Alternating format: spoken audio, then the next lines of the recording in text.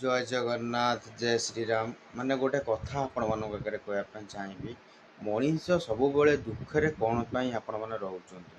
Totally ମନ ଖୋଲିକି ଆପଣମାନେ ହସିବା ଦରକାର, କିନ୍ତୁ ହସିବାଟା ଆପଣ ଆମ ପାଇଁ ହେଉ କି ସମସ୍ତଙ୍କ ପାଇଁ ହେଉ, କିନ୍ତୁ ଯେଉଁଠି ଖରାପ ଲୋକ ଥିବ ସେଠି ହସିବାକୁ ଇଚ୍ଛା ଲାଗେନି। ଯେଉଁଠି ଗୋଟେ ଭଲ ଲୋକ ଯଦି ପାଖରେ ଥିବ ନିହାତି ରୂପେ ହସିବାକୁ ଇଚ୍ଛା ହେବ, ବସିବାକୁ ଇଚ୍ଛା ହେବ, କି ତାଙ୍କ ସାଙ୍ଗରେ କଥା ହେବାକୁ ଇଚ୍ଛା ହେବ। ଆପଣମାନେ ଏଉଠୁ ଚିନ୍ତା କରନ୍ତୁ, ଯଦି ଚାରିଟା ଯଦି ଖରାପ ଲୋକ ଆସିକି ପହଞ୍ଚିଯିବେ, ଆପଣଙ୍କର ହସ ଉଡ଼ିଯିବ, ଘର ଭିତରେ ଅଶାନ୍ତି ସୃଷ୍ଟି ହେବ।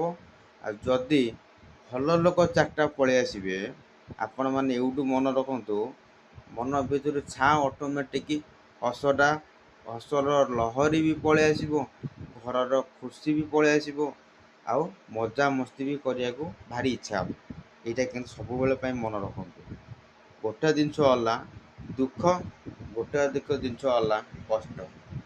ଆମମାନଙ୍କ ପାଇଁ ଦୁଃଖଟା ହେଉଛି କାହିଁକି ଦୁଃଖ ଆସେ ଜାଣିଛନ୍ତି? ଦୁଃଖ ଏଇଥିପାଇଁ ଆସେ, ଯଦି ଗୋଟେ ଖରାପ ଲୋକର ଚିନ୍ତାଧାରାର ଅଲଗା ପ୍ରକାର ଥାଏ। ମାନେ ଗୋଟେ ଅଛନ୍ତି ଖରାପ ଲୋକ, ତାଙ୍କର ଚିନ୍ତାଧାରା ହେଉଛି ଅଲଗା ପ୍ରକାର, ତାଙ୍କ ସୋଚଟା ହେଉଛି ଅଲଗା ପ୍ରକାର। ଆଉ ଭଲ ଲୋକଙ୍କର କିଛି ନାହିଁ, ହସିବେ, କଥା ହେବେ, ବସିବେ। ଏମାନଙ୍କର ହେଉଛି ଭଲ ଲୋକର ହେଉଛନ୍ତି କାମ। ରହିଲି। ଜୟ ଜଗନ୍ନାଥ। ବୁଝିବା ଲୋକ ଠିକ୍ ବୁଝୁଥିବ।